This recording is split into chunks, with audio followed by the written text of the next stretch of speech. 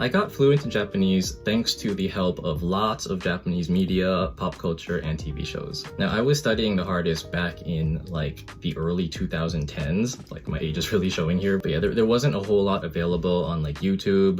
Netflix wasn't even a thing back then, but I used what I could get. Some of the shows I watched were K-On! Not embarrassed to admit that this is probably my favorite anime ever, and it also was really good for Japanese learning because it's not that difficult. You know, it's just high school students chatting about random stuff, and I learned a lot from this. Another interesting one was an anime called Lovely Complex. Also like a high school romance kind of anime, but the very interesting is that this was all in the Kansai dialect. So it was a really good introduction to dialects of Japanese, and also it helped because I ended up studying abroad in Kyoto later on, where everyone spoke in that dialect, so it helped me prepare for that. Another one was Erin's Challenge, I think, and it's like this web series made for Japanese learners. It's basically like a collection of short skits done by actual actors and actresses, and because they're all super short, super realistic and digestible, like this was really helpful when I was at like a more lower intermediate level. Another one was the live action Detective Conan series.